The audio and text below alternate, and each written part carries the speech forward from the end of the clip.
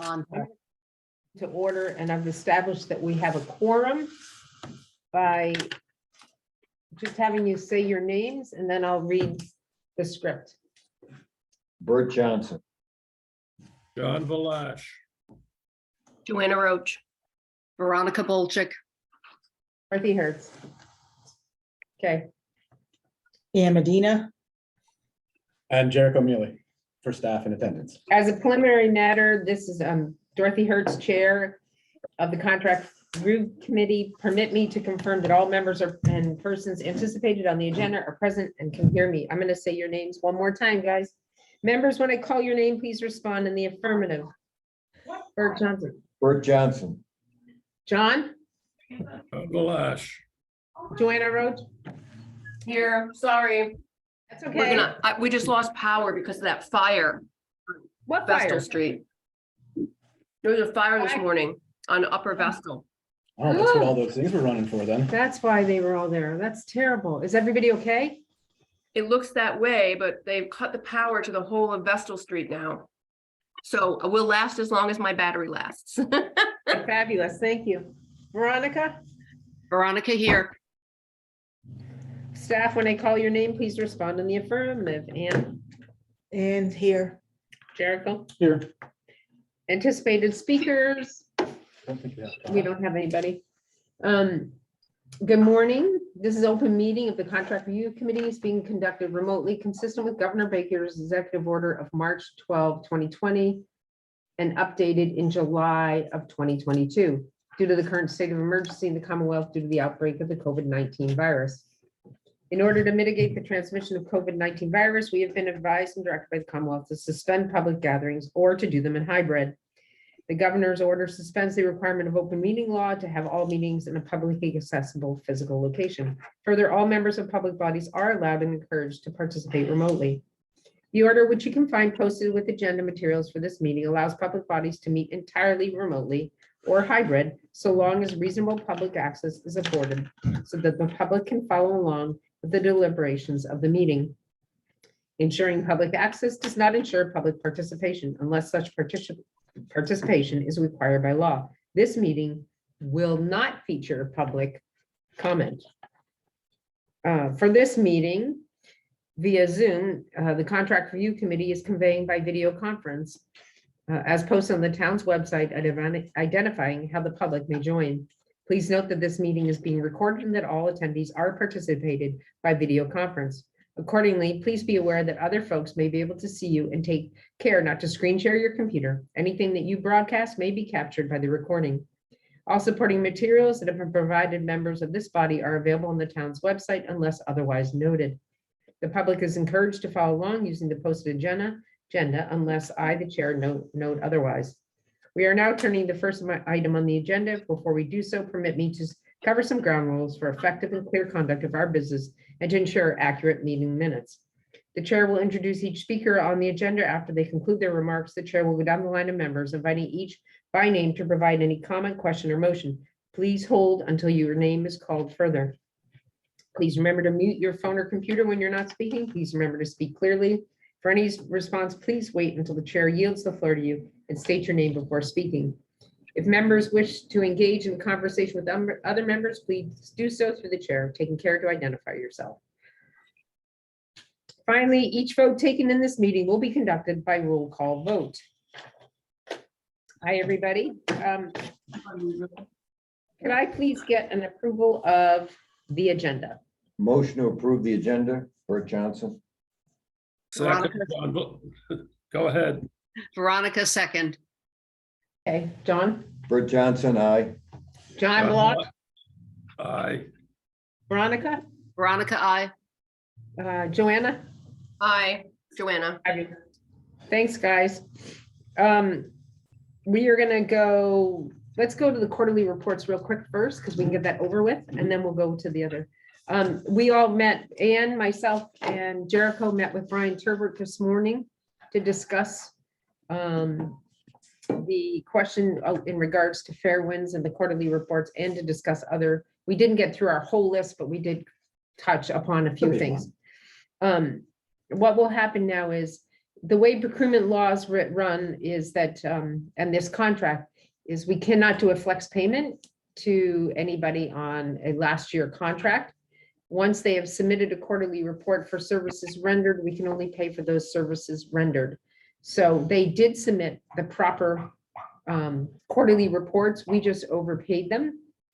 The office, the finance director will himself write a letter requesting the funds to be returned after we've reviewed, due to review. Oh, sorry, the honor guard is driving by here, so we're getting all these motorcycles and cars driving by the brigade for the president. So yeah, you might hear a little. You rumbling. might hear a lot of rumbling because there's a whole bunch of motorcycles going by. So with that note being said, they will have to maybe look at their quarter. Do we want them to resubmit a quarterly request then? I think, yeah, that's probably what we should do. Yeah. They'll have a request, submit the request they would have submitted without this flex payment included into it, and then we'll disperse that with the rest of the funds as soon as possible, as soon as we get that. Right, so Um, can we? I would make it, can I make the suggestion that we all agree, or somebody does, that the payment goes out when the bill is corrected?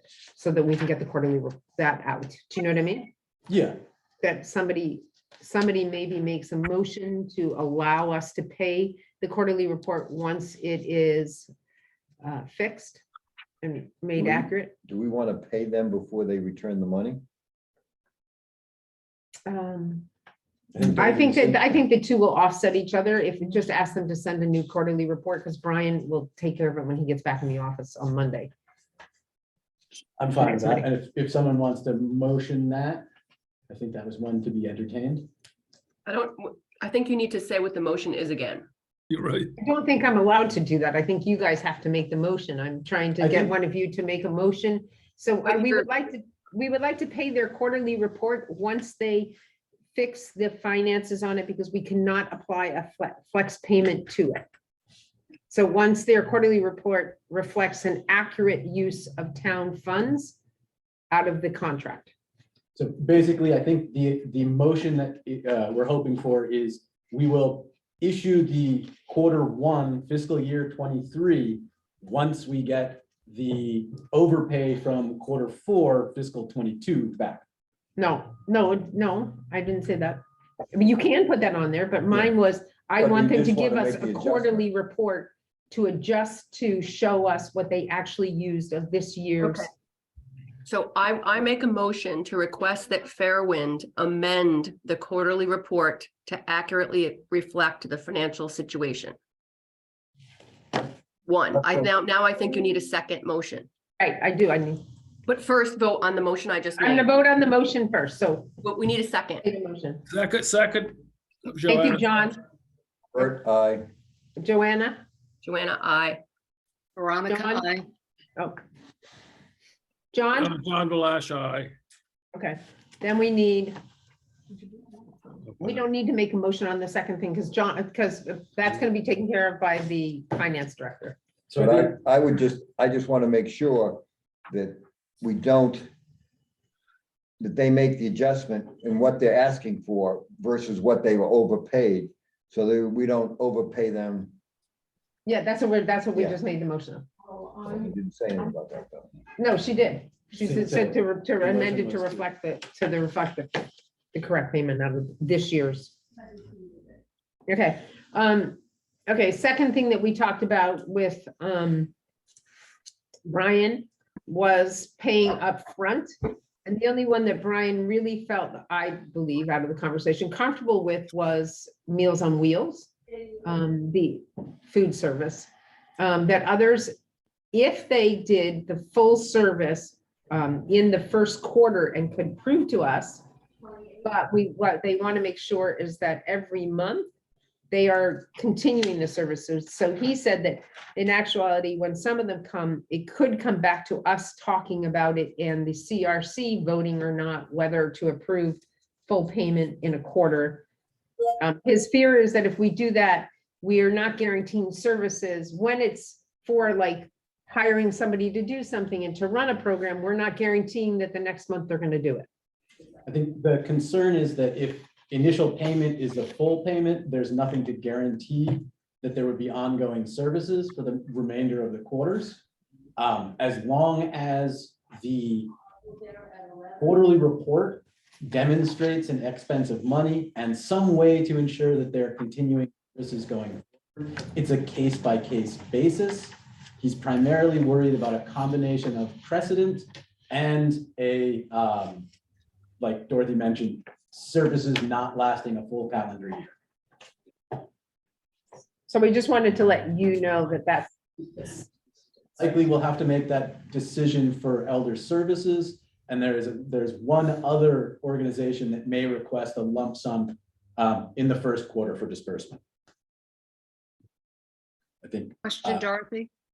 yes, If perchance someone reneges, would we be able to disqualify them from applying again? if they renege on using a grant, Right, if they don't carry through on what they are supposed to do, that would be a disqualifier for applying the next year minimally. it usually has been, because if they're showing us that they're not able to use the services rendered or the money done, the loss of money from these services will, sorry, I'm getting a little note here. Yeah, Cape Mediation did that, and we lost, and we didn't allow them into the next process because they didn't use almost The whole year. $6,000, the whole year worth of funds, which could have gone to some other party. Okay, all right.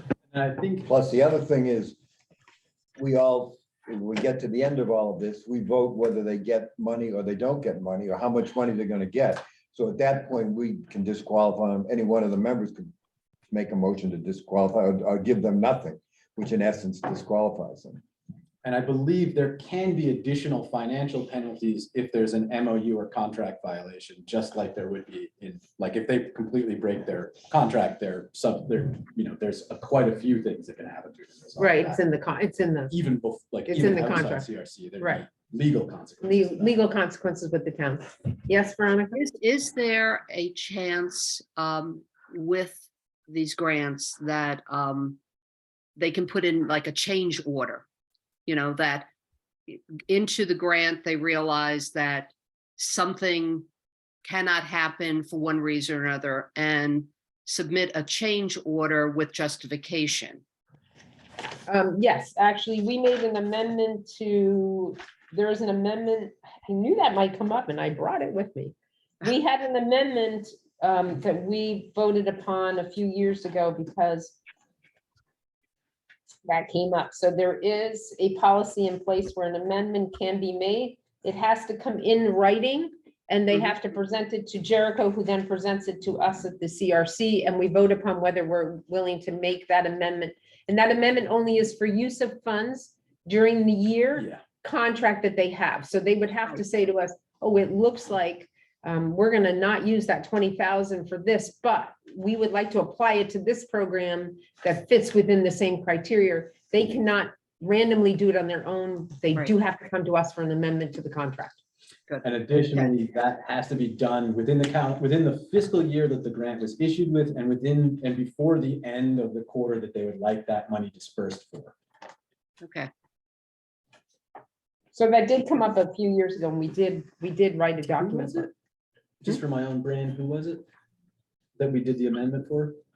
Because I think it was before me, I just want. It was way before you. We made an amendment for Fair Winds and we made an amendment for ASAP. okay.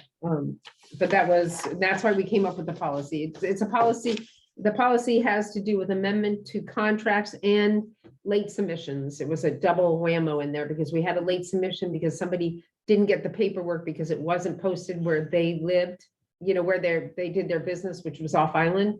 So we had to let them into the submission process.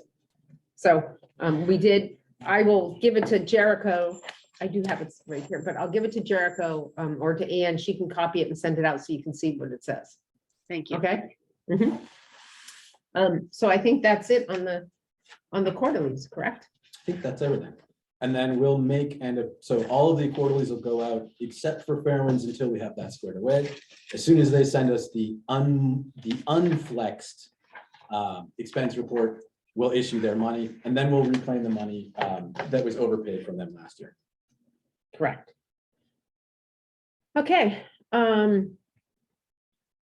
would like to go ahead now onto the next item. Sorry, my phone pressed out on the agenda. Can I get a written one next time? Okay, I can try it up on the screen too. no, that's okay. I have it right here. So let's go, we're gonna start talking about our reports. And if everybody doesn't mind, I would like to start with Addiction Solutions. Is that okay? Fine with me. It's one I had pulled up myself. Okay. Bert, you go first and then I'll talk. Well, we had a request last year. Did they call themselves Addiction Solutions then? Yep. Yeah. He's been Addiction Solutions. But they didn't have the application. And that was for the different, that Wait, wasn't. for the let CRC. him finish. That was for Another cannabis. program. That was for the cannabis. Oh, cannabis, okay. The cannabis grant, okay. This grant is for 20,000. The principal in it is Dr. Lepre. He's been doing this, as I understand, out of his own pocket, just to make sure that it's getting done. So I'm glad that they finally turned something in this year that requests some money. But the issue we had before was, will they be dispensing any drugs as part of this program? Do we have an answer to that yet? I do. If you just want to discuss the rest of it, and then I'll give you answers to all those things. According to his application, 70% of the people he sees are Nantucket-based individuals. 195 people in 2022. They tripled their transactions.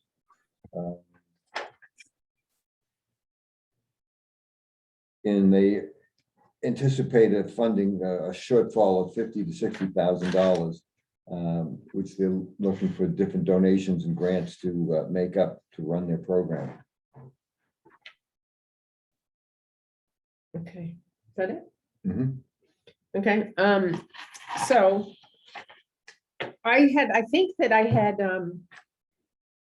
I didn't ask on this one. I'm gonna have everybody, think you would be very interested if you haven't seen it, is to see the move film that they put out called The Boy Next Door.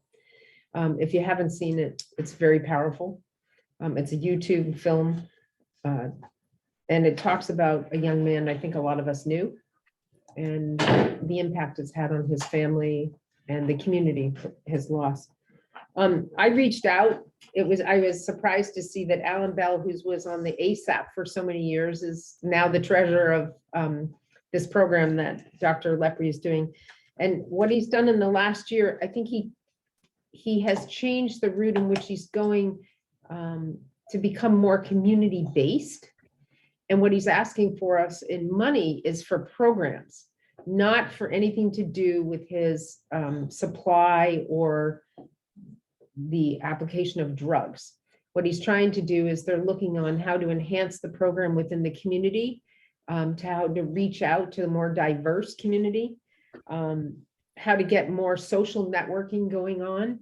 And their hope is within this year is to actually have an executive director. What I noticed was that there was not a budget. I did request it. I think they sent it in. I haven't had a chance because I was in a meeting to get it, but I believe she's forwarded it to everybody This morning. this morning, right before the meeting, because they did respond right away. And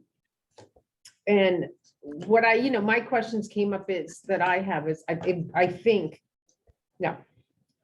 What he's showing me here that they're doing is everything that were concerns of ours, or mine last year, about where they were headed and how are they really feeding into the community? Are they really doing therapy? How are they reaching out? Are they educating as well as just providing?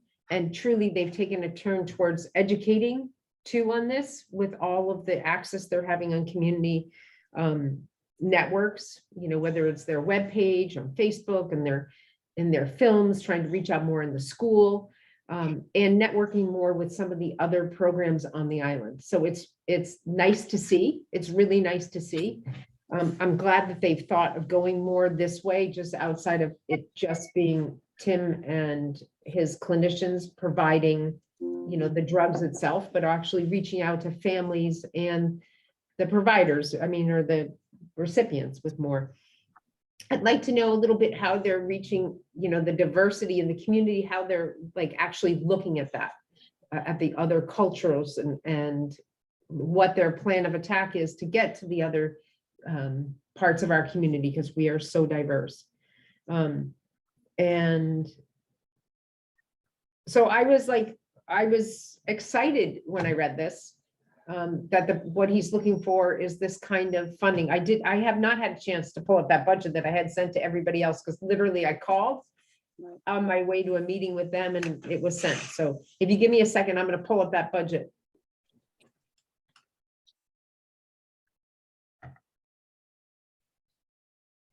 And from what I understand from their treasurer in speaking with Alan Bell, is this budget is to go in place in this January. They're projected, so it would already be in place, their program, for the first 6 months before our grant would come into place, the program that they're doing. You got it too, didn't you, Jericho? Yeah, just pulling it up right now. Yeah. Action Solutions budget.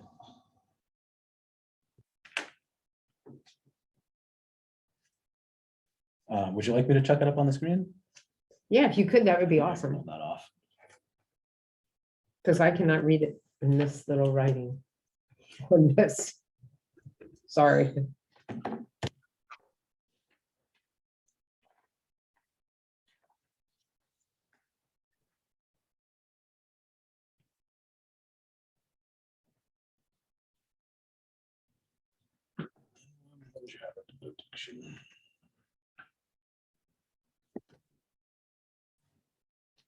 No, not 11/7. Why don't we do this in the time that? What do we do now? Forward. Cannot get through to Okay. Oh. Okay. them. Oh, I can send him an email because he sent me an email. Alan? Send it to him. Action Solutions, proposal budget. I've left 3 messages. And then Miss Arlene never responded. Do you know her? Okay, there we go. Okay, so can everybody see the budget? No, Okay, Not yet. Got it. I've got it printed here. Yeah, Joanna can't print it because. Oh, that's right. nope, she can't. Can you okay. see it now, Joanna? There it is. Yep. Okay, that's the first time I'm gonna see it too. Can you read that? I can blow it up a little more. Yeah, you're gonna have to blow it up a lot because I am blind as a bat. Thanks, that's really good. That has everything in it, yeah. I can see it. Okay. Okay, so this is the budget that they're, can you go down a little? Yeah. Good. Is that- Is that the full thing? Are they showing where the, Well, Yeah, that's all of it. It was only 1 page. That should be everything. okay, so this is what they're looking at for their expenses for, with what they're starting in January of this year. I mean, the camera loves you, Ann. Just kind of right in the center. Are there any questions? Do we know who they got the grant from? Which particular? the Which 10K grant? one? The $40,000. 1,000.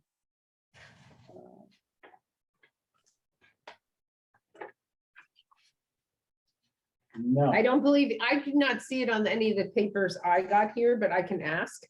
Aren't they supposed to tell us that? Well, I I think think, it's supposed to be a better broken down. It might be a good idea to get this. Since this is their first time, this is theirs, but for their first time giving it to us. Yes, So I will ask them to put down, this is their projected budget for 2023. We can ask who they're looking for grants from. They actually have that in the application. They've got Nantucket Fund, 15,000, Remain 10,000, and the Golf Club 5,000, but these are, they hope to get these money. They plan to apply. Where did you get that? It's right after, it's on page 22. What other funding streams are you exploring? Near the bottom of the page. Yeah, Nantucket Fund 15K, Remain 10K. Just so everybody knows, that is not in the old form packet that I originally have. So that is why I did not see that. It's not in my full form, It's in Jericho summary. Jericho summary, but it's not in. You should have just gotten the raw ones. I don't understand. In the why. wrong one, I don't have it. I'm just saying it's not in my application. So thank you, Veronica, for telling me where that is. I'm gonna look at Jericho's breakdown. I mean, that's the sum total of it. It's just Nantucket Fund 15K, Remain 10K. This is all monies to be deployed for hiring a specialist executive director. Yeah, but So can I ask a question? I don't have it. Go on. So in the big picture, what's happening here is they are now asking us to support a portion of the organization that hasn't yet been developed. Right, is going to try to fund an ED. And this is all new because we can't fund the other part of the organization that gives drugs. Correct. Well, right now, that the drug one would come through the cannabis, I believe, but we cannot fund anything, any application of Right. drugs. I understand that. So I'm just trying to be clear on what's happening. Yes, so this is a program that they have begun the program, but they finally put a budget together for the program starting in January. Their hope is to eventually hire an executive director of this program. Right. And as part of their outreach activities, they have already done what was the name of that, the movie? The boy next The door, Boy I Next told them Door. that, yeah. Yeah, so they have started doing some of the outreach and community. They took over the Run for Recovery as a fundraiser. They're also have enhanced their webpage. They're doing more collaboration with other organizations. He didn't, Did they finish embedding somebody from Fairwinds in there yet? I know that they were doing. they were trying to, they're not completely done. So I think what they're doing is they're actually just, our concerns last year were they weren't actively involved in doing, it was sort of like a one-man show, actually a two-person show. And what we're seeing is that they've begun the process of making it a more community-based and outreach and educational program, like trying to engross all of them in one. Sure, got it. Okay. Okay, Just, can I make a statement is that I have none of this is in my full packet. So you see what, I'm just saying, my full packet has this and this and that, and then it goes right to this. None of the information that was here, that you have here is in the one I have in You don't front of have me. a page 22. Because that's weird, because I literally pulled that information from the raw application. I'm just letting you know, like, Yeah, I no, I don't gotta have figure out it, what's so going I'm on. wondering if that's true with a lot of, so. I mean, that's just literally what they sent us. I understand that, I'm just saying, it's not here, I don't know why it's not here, the pages are missing from this. Okay, are there any other questions on this? Any questions somebody wants me to ask? And they will have the opportunity to come and present to us They will, yes. because, I think it's a very worthy cause, but on page 22 that you don't happen to have there, when it says, what is the amount of the grant you're requesting? They basically said 20,000 to help supplement the cost of running the clinic. And that's what they're asking for. And they talk about that there's a shortfall and it'll help to brace against the shortfall, which, you know, I'm just trying to make sure that we're protecting ourselves, that the money isn't going to be used for the distribution of the, Axelon or- right. Because Right. it's sort of, it's not written out the way that you just described, although when you read what they're doing, it's there, but in black and white, it doesn't necessarily say that. Right, so the one that I have doesn't say, that was a question I asked him is, what is the program? Like, tell me what you're asking for the funding from, and that's what came out was the specifics that I have on the one I have, which is the objective of the program is the education, advocacy, resources, networking. Do you have the line item with medical supplies, office overhead, et cetera, et cetera? It should be right in there too, a little. Look like- it look like down here. On this I do, right? Yeah. But I didn't have it on the main one, and I was reading the main one. And I also don't have where he got, where the grant. And here's the grant one on this, but it's not on the main document I was reading, the main grant. I mean, I'm that's- saying in the grant that I got to read, it was not on there. I gotcha. Okay.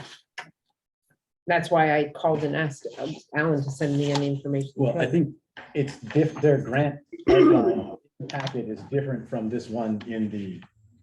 They're saying they're applying to 2 grants for a total of $25,000 and they have 40K in there. So this is supplementary information anyway. Mhm. Yes, but Veronica, they do come in and any questions we have, it's best to ask them before so they're prepared just when they come to see us. Okay. Yeah. Alrighty, thank you. Yeah, I'm sorry. Read this, please.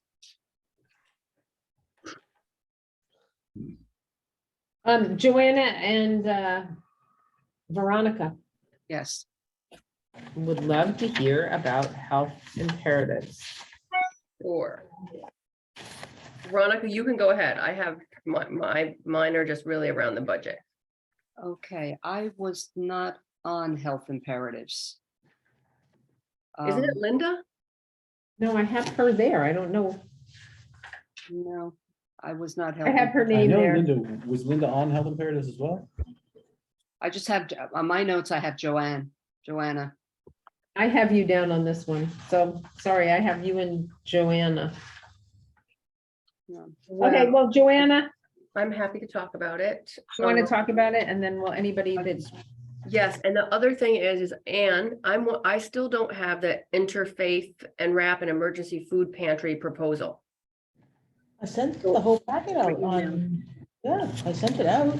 Oh, you sent it out, I think the first time, and then I printed it, and then I didn't look at through the second time you sent it all out. I'm wondering if you could just take those pages. I don't want to have to print the whole thing again. Hey, Joanne, I'll print the last 2 sections out here if you want to pick them up, or I can just send them straight out to you. If you could send them to me, that would be super helpful. Sure. All right, so in regard to health imperatives, I did go through their proposal, and again, the issue that obviously this is an important organization that we've supported for a long time. I think if you turn to the page in the packet where it shows their budget, this is where I think we fall apart, because it's $190,000 request. And we don't, again, in terms of like, they do share some numbers about number of people, right? But they haven't broken it down to the things that we kind of focused on last time. Right? So basically they say we provide 825 people with sexual and reproductive health services, 450 women with WIC nutrition benefits, 725 individuals with information and education. That's great in terms of their number served, but when you go back and look at what they're asking us for, it's $110,000 offset to the salaries. Then 15, you can see it's all listed out, 15 to supplies, program support, direct client assistance, which I'm not sure what that is. and then overhead and administrative expenses. So this represents basically $190,000 is a third of their operating budget. So, A third of the island operating budget. of the Nantucket budget. So their Nantucket budget is $607,000. So they're asking for just under a third of that to be supported by us, but they haven't broken down the costs of what these things, what the impact of this actually is. They get money from Massachusetts in terms of WIC and the Department of Public Health. And so they say that they get $60,000 in grants from foundations, but they're again not telling us who that is. But they're basically, if you look at an $883,000 in overhead administration expenses, so they're assigning us 16% of their overhead. So we're providing 30% of this organization's operating income, with 25% of that going to salary. But we don't know, like, what I would like to know is, what is the cost of a person served? Like, what is the cost?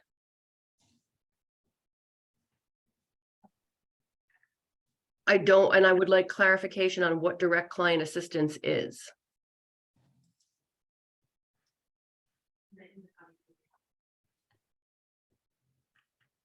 And I'm not, I mean, 16% of overhead administrative expenses. I don't know that I think it's appropriate to ask us for that.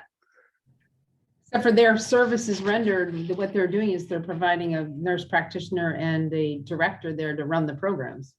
Right, but I still fine. think that if they're saying they should be able to calculate what the cost of person seen is.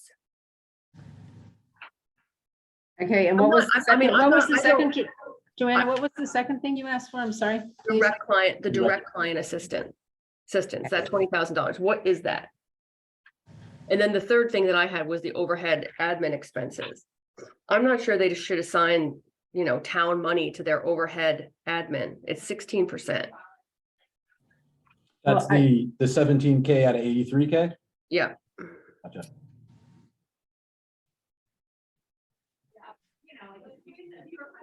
I really feel that we should steer this money towards people served and understand the offset.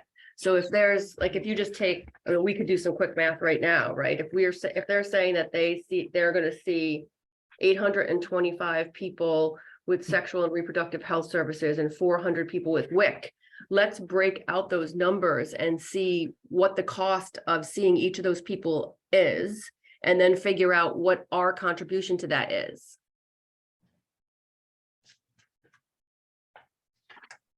So you're saying just to the services? Yes. Okay, but then if we put this in play with them, do we put that in play with everybody? Well, I think it's a conversation we need to have, because when I looked at the fair winds, right, Mhm. I look at the same sort of thing.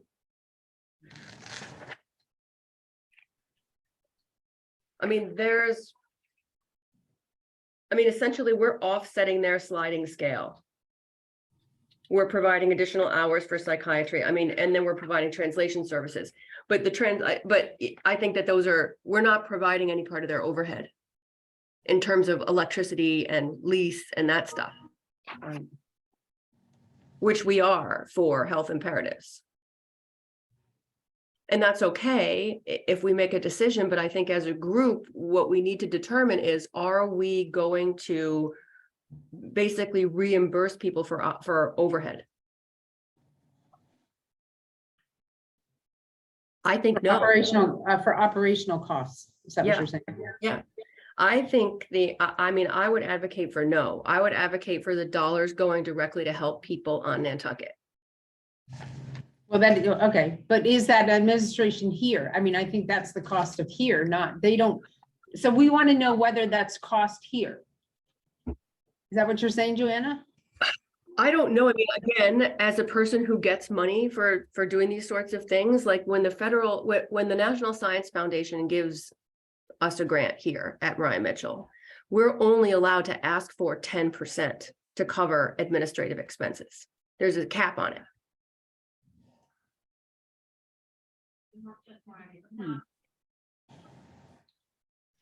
Okay, I I think, think that, what, I was gonna say, this goes back to what we were talking about last time, is that we need to decide if we're funding organizations or if we're funding programs at like a high level. Yeah. It's sort of out of context for this particular year, I think, but we need to have a discussion if this is a program funding organization or if we fund the organization to do programming, because we're half and half now on a lot of stuff. And if we're paying, if we're only supporting a program, these financials are gonna look different when they submit them to us. correct, and so that what's happened before in history of it is that if the program can't run without the person there, then that's what we're funding those people because the program wouldn't run otherwise, right? I mean, if they're, I mean, I may be wrong, but if they see 850 clients, it's about $230 a person. Am I correct? It depends on the services rendered. 'cause Right, the- but I mean, like, if, Yeah, it would but- be interesting to find out. It'd be interesting to find out how they break it down. See, Agreed. I that, get so it. that, Dorothy, that math doesn't work because you would have to back out all the other things. You would, I mean, to come up with a cost per user, you wouldn't necessarily include advertising and promotion and occupancy costs, overhead administration. You wouldn't include training. You wouldn't include a bunch of those numbers. You would really just include that they should be able to come up with, like, what are the products associated with seeing each visitor and what is the cost and what is the human cost, right? Not include all that overhead. I mean, this means that we're in the business of helping to run health imperatives, and I would really advocate that we spend the money on programming. I'd rather give Okay, more nobody's- money. Yeah, I don't think anybody's questioning I'm not what taking what it. route you're saying. What route you're saying. I just trying to clarify that. So, now, again, this goes to, again, as the organization receives this money, basically the other thing that we need to be doing is restricting it to the category that we want it spent in. Because otherwise these people can recognize this as operating cash. And I don't think we want to be doing that either. I think the contract does restrict it to, doesn't each contract When restrict it people- to what we, When people send us a grant request through the CRC process, some of them are sending a grant to fund a program, a specific component to it, and some of them are not. And I think the history of this is when there's not a lot of money around, this CRC funding ends up becoming operational expenses because there's no other way to provide the services. And we need to step back and decide how we want to, like, that's a high level outside of any individual request. How do we want this organization to operate? How do we want the CRC funds to be dispersed? If they go to a program or if they go to a organization? And because we're I think straddling the other line question, when it the comes other to that. question in this then becomes, what is the impact if they don't get that funding on Oh, the yeah. program? Because this program here has I think just become one of the strongholds through everything, through COVID, this through absolutely everything, the health imperatives. specifically on the question of health imperatives, they, in every single way that I want a partner organization to partner with a government organization, they have done so. The discussion of whether or not we fund programs or whether we fund organizations is separate to the specific issue of health imperatives, I think. I think that we can definitely ask for a more granular breakdown of how their per person spending goes. And I don't think that the organization or program issue is one that we can resolve in the middle of the season this year. It's one we're going to need to talk about at the end of the season, I think, after we've made our recommendations for this, and sort of come to a general consensus on how we want to do it, because I know Fairwinds is coming in to discuss one particular thing. There's a program involved in that, but there's a lot of other stuff. So that we need to sort of just determine if we're going to determine that on the committee level ahead of when we send out requests. for- Sorry, they're coming back by, so it's hard to hear. Can you guys hear them? Yes. No, No. Yeah, I did, Oh, they're yeah. so loud. They're coming on both ends of us. Yeah, We're out practicing for the president tomorrow. it's very Mad Max right now. I approve. But yeah, I think that is an issue separate from this, and I do think we could ask for a more granular breakdown of costs. This is in the trend of their increased and their funding request increases. Each year, there's been an increase in services delivered and an increase in requests, at least for the previous 3 years. I don't know what it was like Right. for 2020. Right, but because they're the increase out of all the organizations we have, they've had the highest increase on usage within the community and the highest, like a greater impact, especially with a big part of our diverse community who, as we all know, it's so hard to get in for medical treatment here, period. To have a primary is ridiculous. And this has become one of the key holes for so many people. So I think we have to look at the impact it would have, the whole program impact. I would like time, I didn't get to reading this one yet, I'll admit to it, because I was reading all the others and trying to take your, so I'd like to spend some time and come back to this after I read it. Veronica? John was first. Oh, okay. I can't see, oh, there, John. Sorry, John, I couldn't see your hand. You're up on the top You're level. up at the top and you're like. How about that? There we go. I just want to, because Dorothy and I have, for a little history for you, Joanna. I mean, when health imperatives first started here, they were, of all the organizations I've ever seen come to this island, they came here on a real shoestring. I mean, they financed the whole thing. And for 2 or 3, or at least 3 years, and Dorothy can fill in the timing, there was one person who spark plugged this whole thing. Mhm. So in terms of the evolution, we had to, in order to have them here, we had to support not only direct services, but just getting them out, up, running, out where people would see them. And I would say in terms of just its evolution, they have been extraordinarily effective in doing what they promised to do.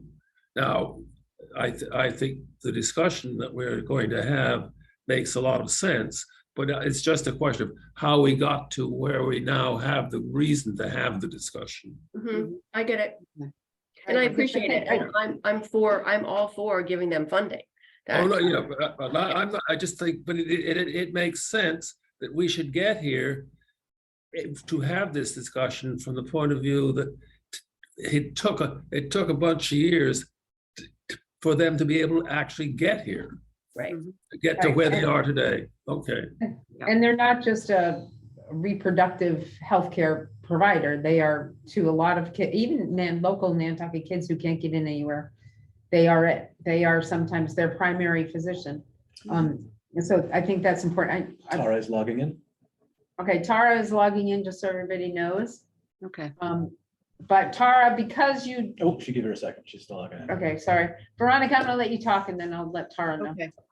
What I would like on the list of questions, because I think Joanna looked deep into the budget that they provided and their program expenses for the year. But on page 51 that I'm looking for, what I had circled is they are asking 95,000 for sexual and reproductive health, 35 for the WIC program, 10 for outreach, 30 to cover healthcare costs for residents who are underinsured, and an additional 20 to provide the ability to distribute emergency funds to who can't pay for mortgage. I would like more detail of that.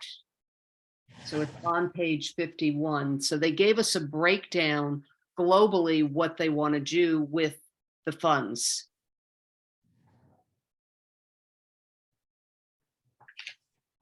Top left corner of page 51.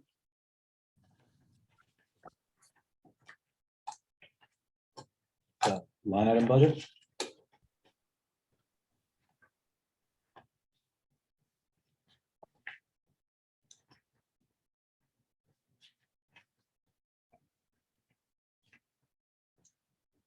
Funding from the town will support our continuing efforts to improve the health, nutrition, safety, and well-being of women, infants, children, and families on Nantucket. 95K of the 190K grant is requested for sexual and reproductive health care, 35K for our WIC nutrition program, 10K for outreach and education, 30K to cover health care costs of residents who are or underinsured. Right. Finally, 20,000 will provide us with the ability to distribute emergency funds to Nantucket residents who cannot afford to pay for rent, mortgage, or put food on the table.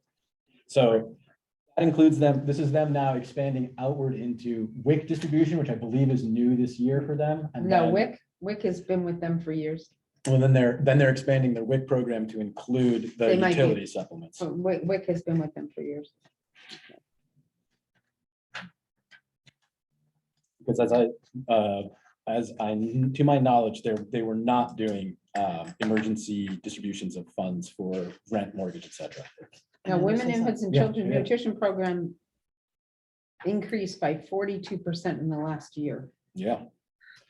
So the rent mortgage, isn't that a duplication of services as to what? Well, it's funny that that would come up because there's IFC. another one that I was reading that is doing the same damn thing, Right. helping get it. And Yeah, we have two of them doing. we have 3 of them. Three. Yeah, we have 3. We have somebody else because, and I want to know how come the one that we're funding isn't doing it, that other people are having to reach out to do it.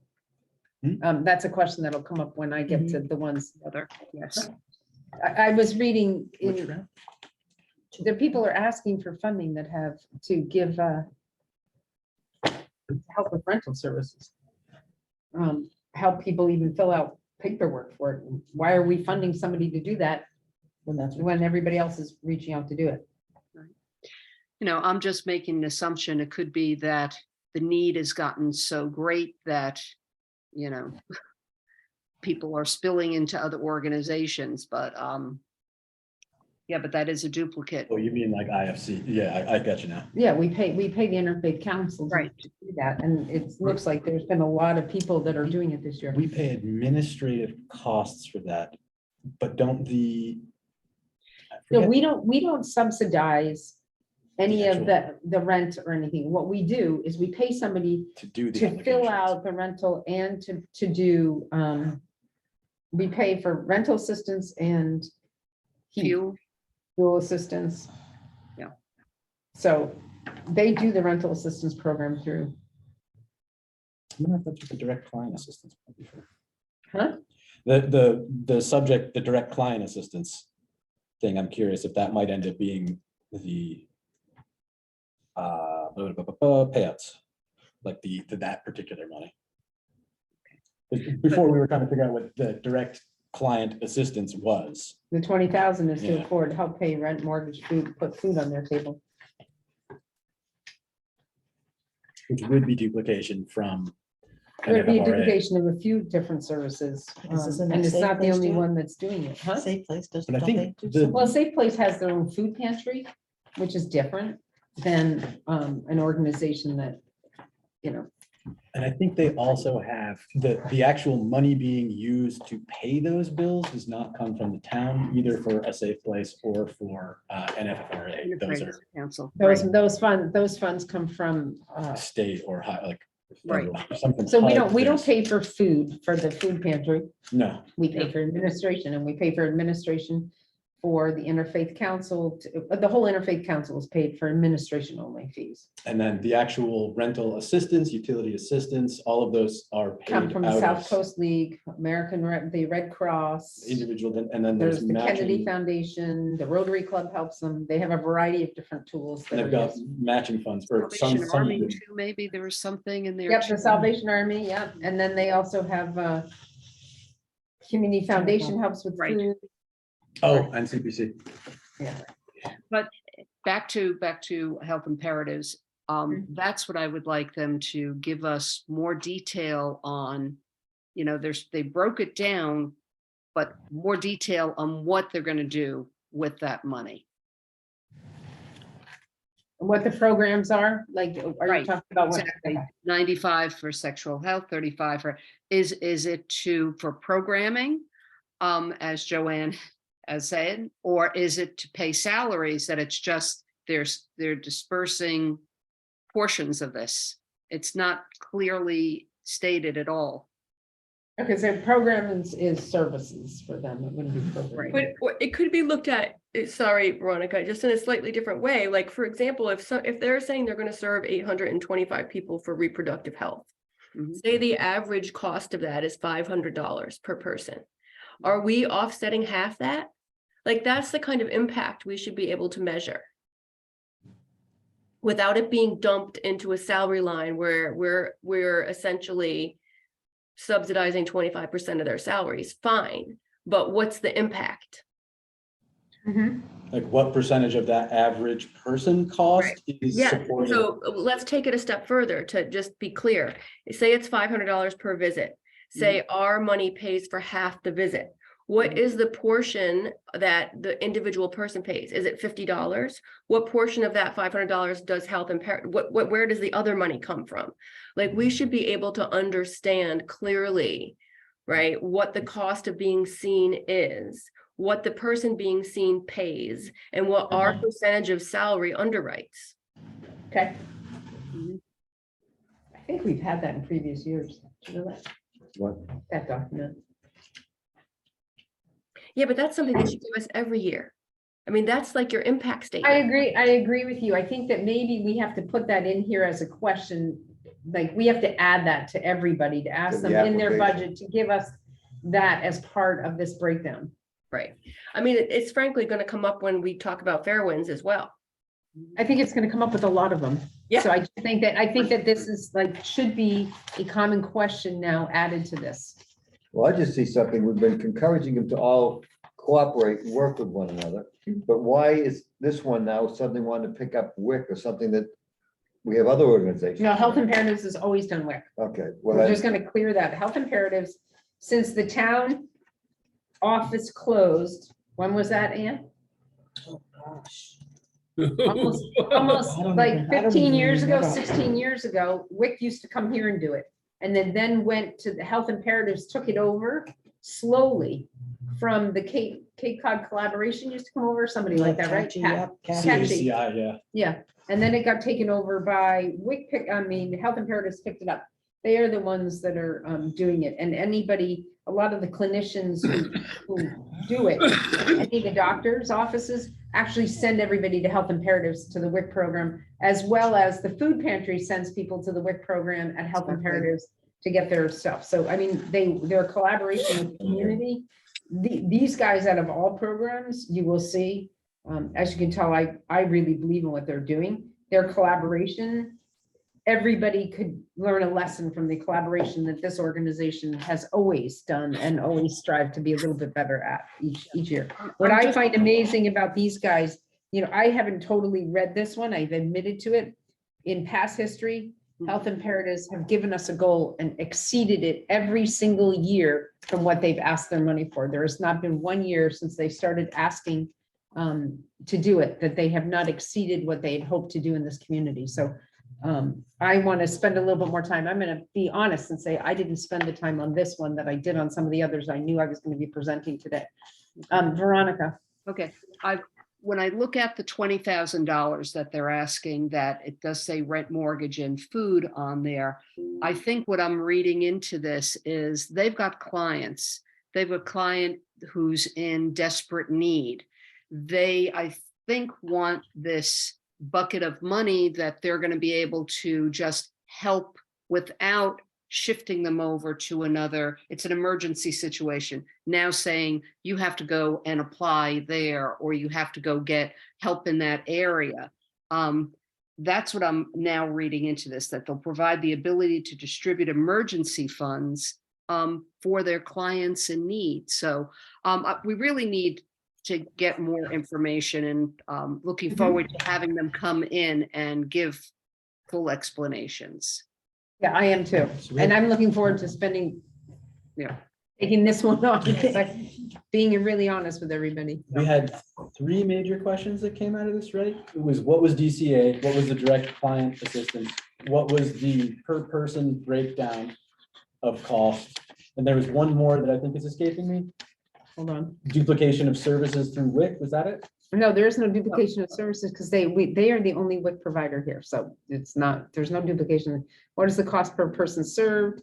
how much of the goods to cost ratio, so how much if they cost $500, how much of it is the client, how much is the impact on it, on the client, health imperatives, and the town, how much of the money comes to it? And the other It- one was, Average what does breakdown. direct client assistance mean? Right. That line item. What is the direct client assistance?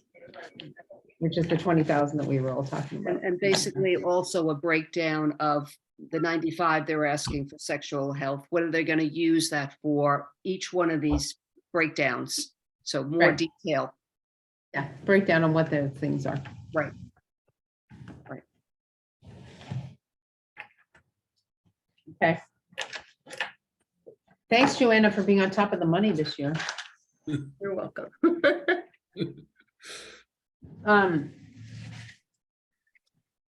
What time is it? It's 12:30, so We've got another half an hour. I'm gonna have hour. Where did we, Well, I would like to, Martha's Vineyard Community Services, Okay. which was myself and Veronica. Just, and the reason I'm bringing that up is, in this one, they talk about helping people with their rent. Yes. Right? So, Veronica, I'm gonna let you go first and then I will go. Okay, give me 1 second to find it. And I did send to everybody this morning through Ann, because of what they're doing is the applied behavioral analysis.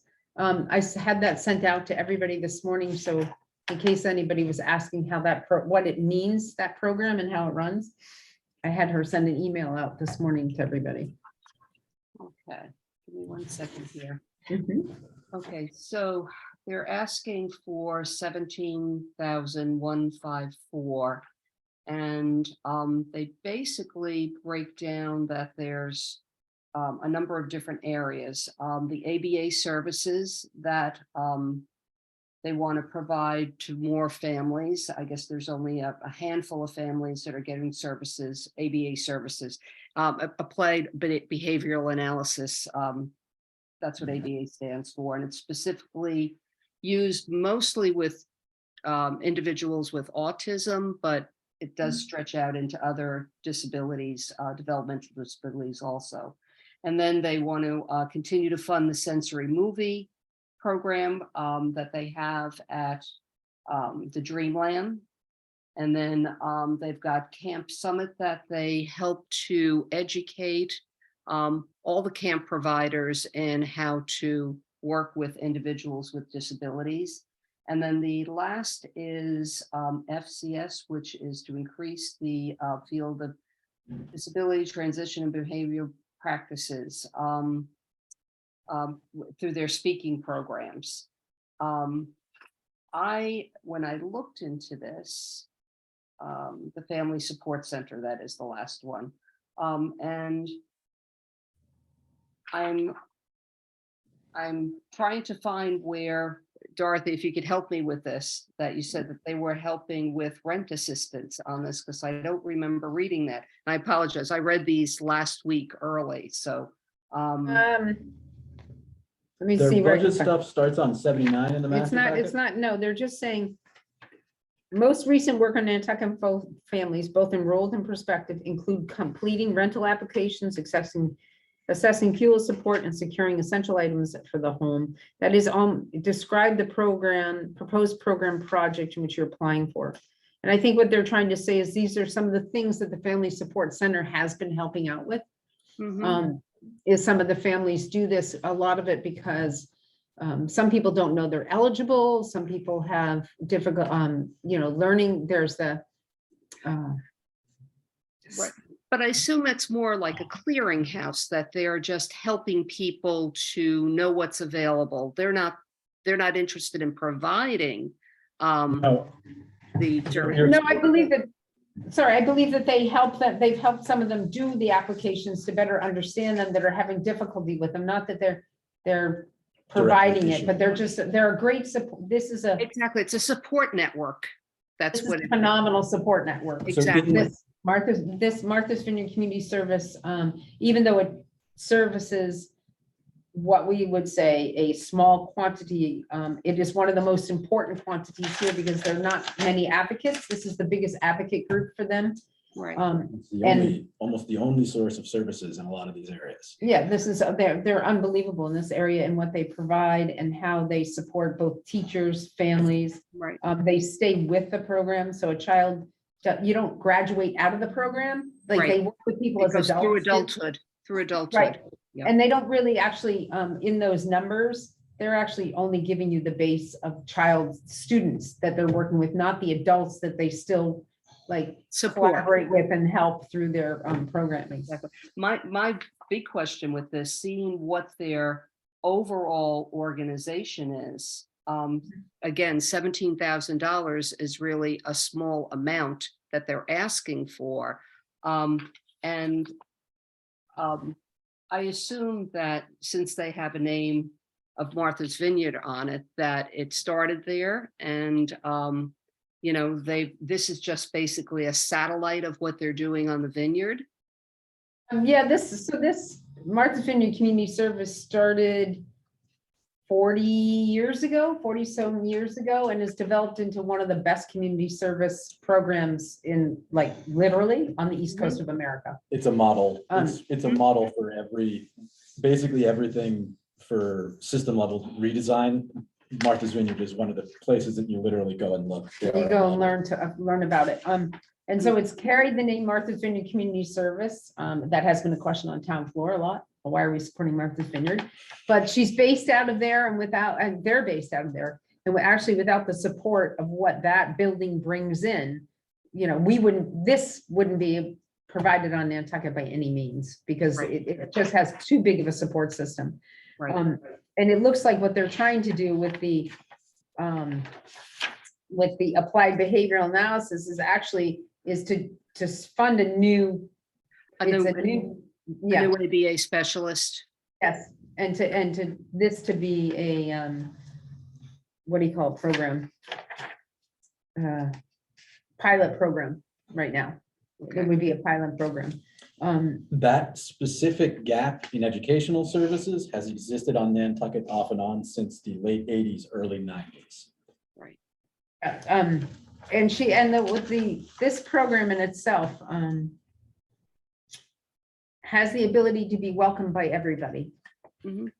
You know, I mean, they never seem to run in, their biggest obstacle blocks can be sometimes is getting more help from the school, but the teachers love what they bring, the families, because they actually will like pick up student families on the Cape that come over on the boat and actually bring them to doctor's appointments. Who was the lady who was the partner, like she was come down here? She just Kathy retired. Hackett. Kathy Hackett, yeah, we had that meeting. Yeah, she She's- just retired. She'd been with them for 38 years. She just retired last year. She actually hasn't retired. She's sort of a consult because she doesn't know how to.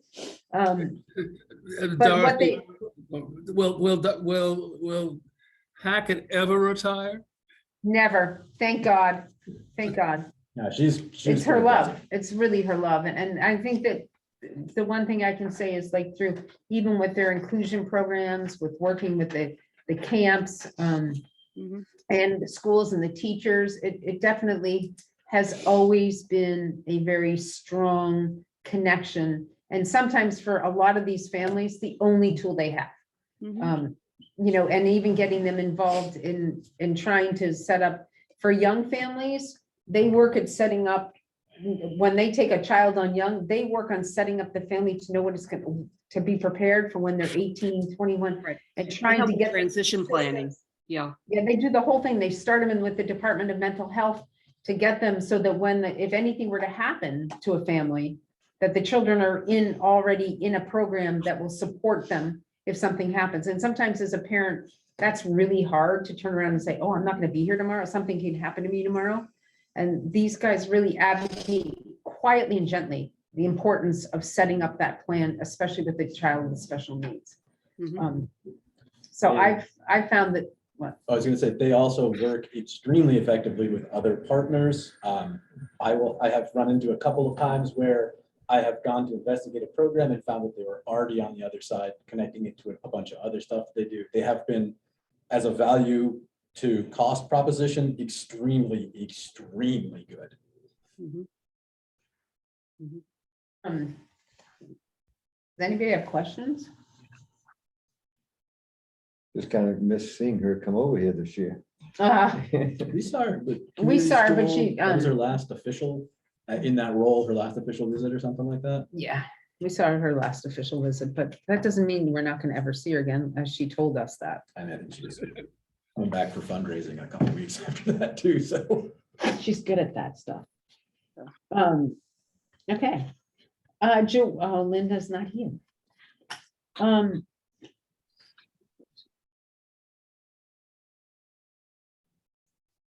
So what are we, I'm just looking to see who we can discuss. We've got left, Can we do, safe place, Elvis. Oh, it's self-play, a safe place. Do you guys feel comfortable doing a safe place without Linda here? why don't we wait for Linda? Okay, I think she's pretty passionate. And Tara, I hate to say this, but because you were not here at the beginning, it is not open for public comment today. No worries. Okay, thanks. Can we Um, do Sherburne Commons? You know, because I think it's a relatively Sure. one. you know. Yep. Let me just find my, Let me just find it. yeah, if anyone can tell me what page it's on. 8, 8, 9, 8, 9, okay, thank you. 8 through 10.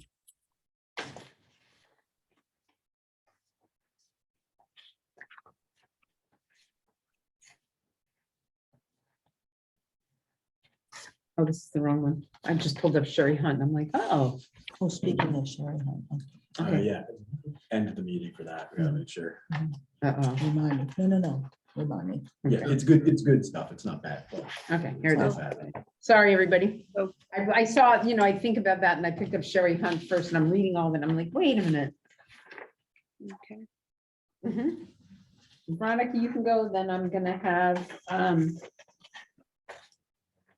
Okay. John go, and then I'll go.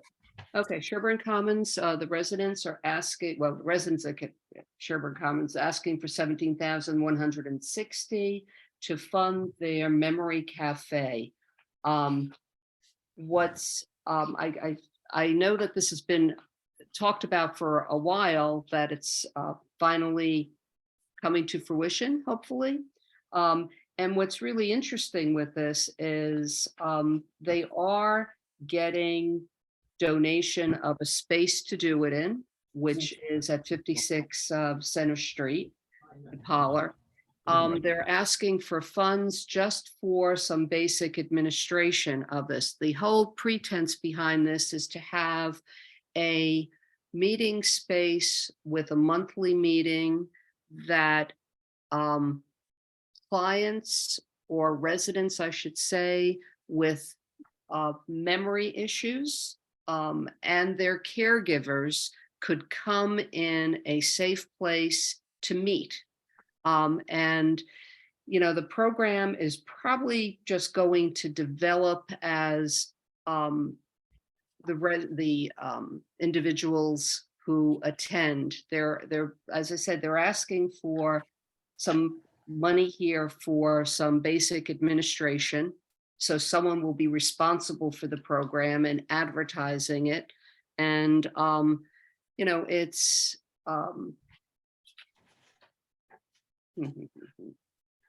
I'm sorry, I'm fumbling here. That's okay. It's, money for a coordinator. They're asking just some basic money for $100 a month to provide food or some type of, an activity. And then some design for flyers or whatever, but they are reaching out to other organizations to help participate in this also.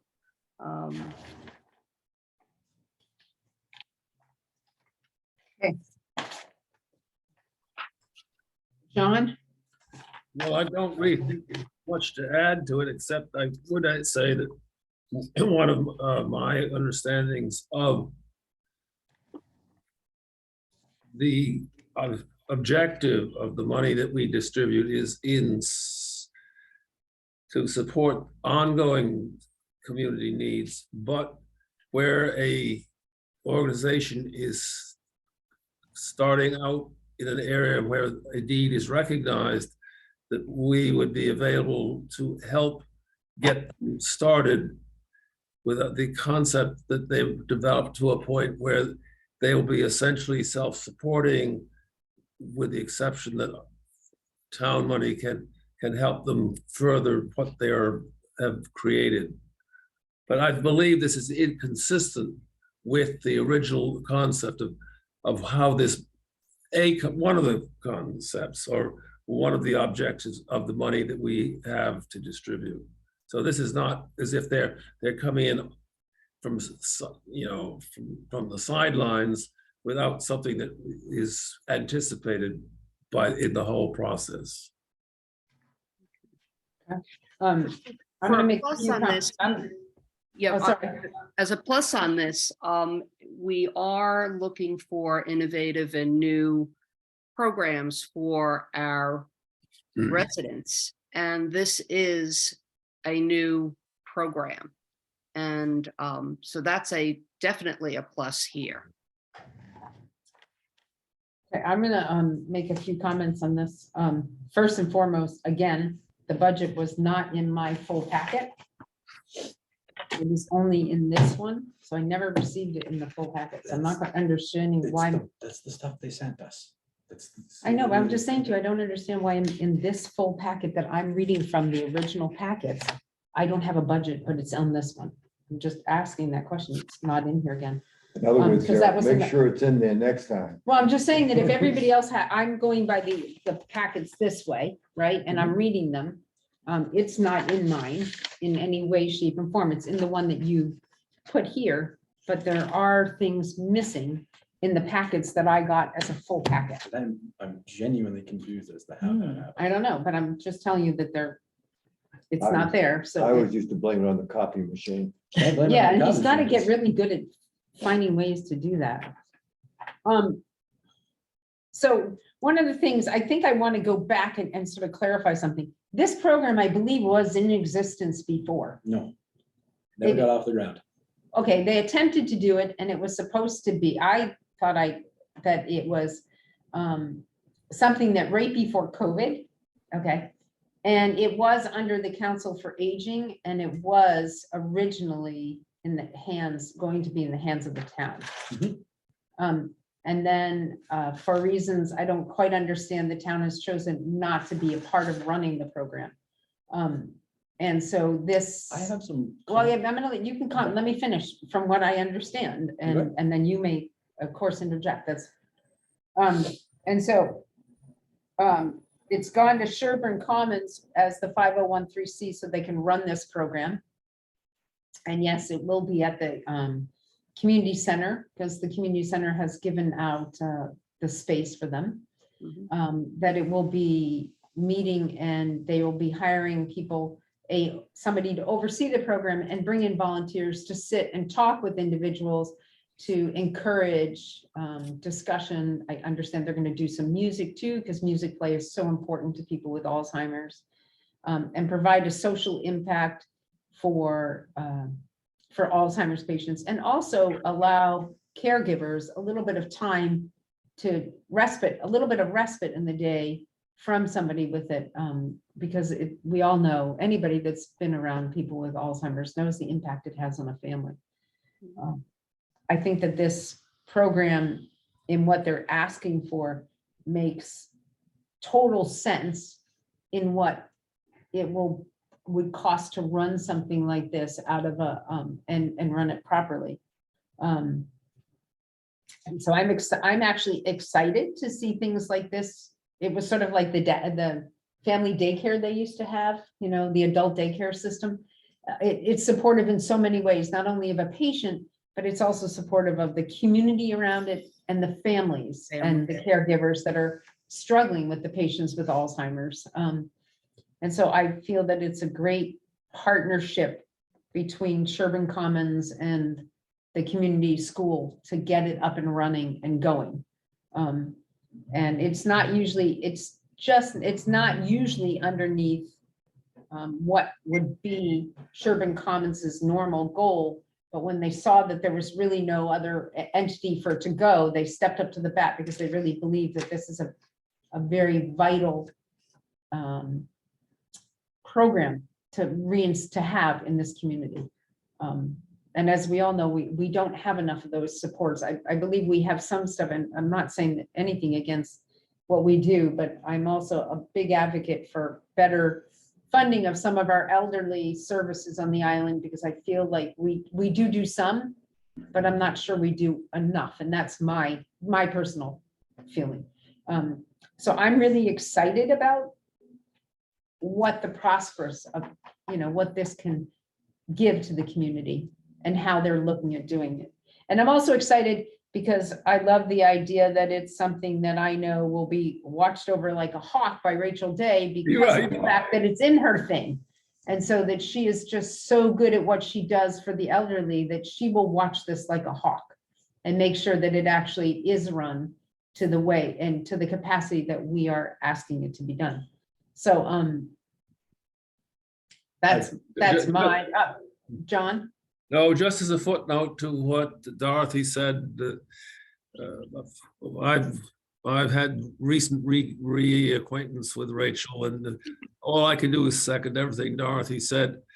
But on just in terms of just ongoing administration, she is going to be moving for at least for a year or two to be on site at Sherburne Commons. She doesn't live there now. She has a family and she's expecting a child in February, and there's arrangement being made so that she can occupy a cottage and be there. So she'll be available to kind of, as everybody has pointed out, an on-site presence is enormously helpful, not only to the Sherburne Common residents, but in the context of this kind of a program, she can drop in or whatever it is necessary. She'll be there rather than living at even 2 or 3 miles distant. Yeah, the only thing I want to clarify is that it's not going to be at Sherburne Commons. It's going to be at the community school on Center Street in town. Right. That's where the space has been given. It's that up on the under their second floor? 501(c). I think they're In gonna that have, upstairs room? I think they're gonna have it on the first floor on the right, that reception room on the right, that really nice like, if living you- room. that, yeah. I don't remember, I'll remember going up to the second floor. I think they weren't gonna put it on the second floor just for the going up and down part of it. I think. Yeah, I have a fair amount of context on this. As Dorothy alluded to, this is an outgrowth of something that was happening under the Council of Aging. When Rachel was still the Director of Human Services, and then as the transition from Rachel to Taylor happened, this was one of the things that was lost due to COVID restrictions. It was all set and ready to go in the salt marsh itself. And then it fell through because the salt marsh was closed due to traffic. The town has already partnered partially with community school, which is going to be doing the actual administrating and organization of all this stuff. They could not get their 501(c) to cover it, as their 501(c) was aimed at youth issues, and this was not an exclusive youth issue. So they had to partner with Sherburne Commons in order to get a 501(c) that would be willing to cover this. Additionally, the administration is going to be done by a facilitator who will be hired by the Sherburne Commons through this. And then there will be ongoing and developing memory cafes, but the cafes are not limited to any particular diagnosis. Anyone with memory issues can attend. Any caregiver also can attend. And the actual curriculum of memory cafes is quite interesting because it's a whole variety of different events and different attempts to connect memory with current experience. And it's a difficult thing to find someone for. And I know it's been something that we've been trying to get someone, trying to get this program up and running since before I started. And this is the way that it looks the most likely to happen. We did contribute, the town of Nantucket through the Health and Human Services Department did contribute some money to them through an outside grant that we have access to from the state. And we also, that's for seed money. And then we're also going to be partnering to expand their, it's a TON can help on 2 points there, but for flyer design, printing, and some advertising, since they are affiliated with COA, the Council on Aging will perform some tasks to assist them. Are there any questions or comments?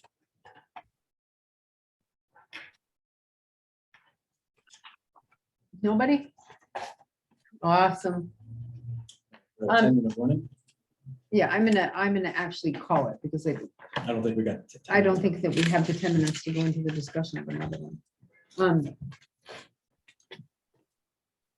So everybody, at this point, I'm going to thank everybody, Just before that, and you might, hold on one second, I will. I will, wait, and then you can go. Okay. I'm going to reread or read in completion the Martha's Vineyard one, because I want to come back with a better understanding of that one. So I apologize to everyone that I did not get to that one as I had asked everybody to read them. So shame on me for not having gotten to that. And I apologize, I've been engrossed with the house tour, so, Anne. Okay, so setting up the interviews, I spoke to Sherry Hunt and she's scheduled for December 19th at 5:35, but because of issues, personal issues within her family, she may not be able to do an interview. And we all know the drill with elder services, except for Veronica. So I told her that that would probably be okay if she did not do the interview. And I just want to know if that's okay with you guys. I think I would, personally speaking, I think that everybody here besides Veronica has had the time to meet Sherry. I think the report itself does put out clearly what they do. It's very interesting, and maybe at some point it would be very good for Veronica to have the ability to understand it.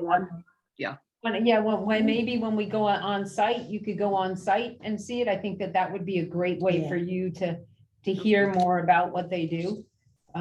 That's my personal opinion, because I think it's Okay. pretty self-explanatory in what they do. It's just the impact that Elder Services has throughout and what the food program has, which is amazing. Might be good for you to see from them. Sure. That's my opinion. I'm going to go around and ask everybody to sort of give an opinion on this. Bert? I don't have any problem with it. Okay, John? I certainly don't, and I've interviewed Sherry probably for the last 4 or 5 years.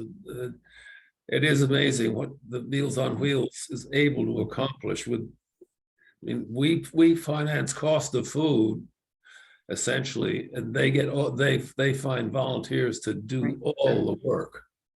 Yeah, we do 5% of the budget of foods. Nothing. Joanna? It's fine with me. Okay, fabulous. And I will take your suggestion of getting out there. Veronica, if you'd like to see another version of what they do, let me know. I can take you down to the Salt Marsh for their congregate lunch, which is also put together through. Okay. Perfect. Other services. It's a wonderful, It's stupendous. Yeah, it's a wonderful program. Before when is our next meeting? Because I know we have the 2 days scheduled for organizations to come in, but I don't think we're done with everything else. No, we are Oh, not. We have Yeah, three, because we have to schedule another meeting because NAMI is not on the original list. right, NAMI has to be put into Yeah. it. So I think we have 4 outstanding right now, Yeah, a Yeah. total of 4. Yeah. which So, is we have, December 12th is the next meeting. December 12th is the next meeting December. because everybody was But that's for so the busy. The interviews. Okay. And that's interviews, so we have to do Mm. something before the 12th. Let's see if we can get that date ironed out Yeah, right now. Right. Right. Okay, so if we need one before the 12th, Can you review the days of the visits? It's the 12th, the 14th, and the 19th. The 12th is 1 o'clock start, the 14th is a 4 o'clock start, and the 19th is a 4. They're all 4 o'clock. Oh, they're all 4 o'clock start, Even on sorry. the 12th? Correct. Yep, they're all at 4 o'clock. No, Okay. I have the 12th at 1 o'clock. Yeah, that's what I thought we originally said too. That's what it's on my document, but I guess it's 4. Because you set up for 4, that's, I thought they were all 4. okay. So I thought it was I the first. can't do the Monday, the 12th, which is fine. At 4 or any time at all? No, I can't do it at 4. Okay, so The 1 o'clock? 14th and I the I have 19th are 12 fine. 12 at 1 o'clock too. Yeah, we all have Oh. we all have 1 o'clock. Can we see 12. if we can change it to Yeah, one? yeah. Okay, Ann's gonna see if it can change to one. Joanna, can you make it with a change to one? Yes, that's what I had it in my book as. Okay, that's great. So I- today's the 21st. Hold on, we're going, and Calendars. what were you gonna say, Jane? I'm not gonna be available on that date. I'm committed to going with my son to drive the boat to Florida. So On the 20th I'm leaving on the 11th. of December? Yeah. Okay, we're on the 21st. This is Thanksgiving. So, I can tell everybody right now that I am not available from December 5th through December 8th at all during the day. I know I cannot, I'm totally full packed committed. so we need to cover 4 agencies before the 12th. So And December 9th. fifth- December 9th, does that work for anybody? Does that work? December 9th. 28th? I've got to go check. It's a Friday. I'm here, but I'm committed to work that I cannot. You can't do the 12th, I mean, the 12th? No, we're looking at the 9th right now to see if we can Oh, do to the do the 9th to other add, to meeting. Yeah, we finish need one all more the of these. things. I could do So it late in the day, like 4 o'clock. on the, this is on the 9th. Friday, the 9th. So for Friday, the 9th, we've got late time, okay? Can anyone not make it? Late being late afternoon? 4 o'clock, we talking at 3 o'clock or what? 4 o'clock. 4 o'clock. That's okay. All right, let's try for 4 o'clock. We're gonna try for 4 o'clock on December 9th, 9th. Knock out the last 4. knock out the last 4. And then any questions that we might be able to come back with the answers and, Would it be a good idea for us to do an email after this meeting with all of the questions we have so far? what we're think gonna that do would is be send out an great. email with the questions to each person, Each agency. each agency. Okay. Does that work for everybody? Yeah. Okay, awesome. So that's the next date if we can get it. Okay, everybody? Okay. Can Happy I say- Thanksgiving, everyone. Can I say thank you to everybody? Because I really appreciate all the effort and the conversation. And I appreciate the questioning and the idea as they come forward with us, because it's always great to see us evolve and become stronger as a committee in what we believe. So thanks, everybody, for what, all your impact, everybody. I appreciate it a great deal. With that being said, I Motion to know adjourn. somebody, there we go. Do I have a second? Second, Second, Okay, Bert Johnson, Bert, aye. Joanna, I, Joanna. John Balash. Aye. Veronica, I.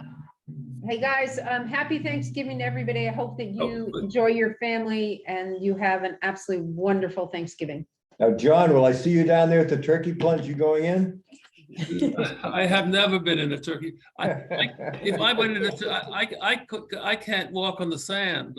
I'd be down on my knees before I got there. I I need, think you have to ask Bert, tell Bert you'll go in after he goes in. Once he sees so you in I'll the have him, bottle, I watch my son go in. He's my proxy. Yeah, my son goes in too. All Okay, right, guys. Be thank well, you. everyone. thanks, guys. Happy Okay. Thanksgiving. Happy Thanksgiving. I need a review of the dates of the meetings because my Yep. wife is taking the calendar off. Okay, so 12-9, John, 12:09 at 4 4 o'clock, o'clock, and 12. 12-12. 12 at 1, 12:14 at 4, and 12:19 at 4. So 12:19 at 4, I have 12, and 12:12 is when? 1 o'clock. 1 o'clock, so that we haven't changed that. No. Okay. All right, then I have them down. Okay, thank you guys so much. I really appreciate it, everybody. Thank Hey, you, good guys. luck with your electricity, Joanna. Oh, she's out. Hopefully none of it matters. All right, bye.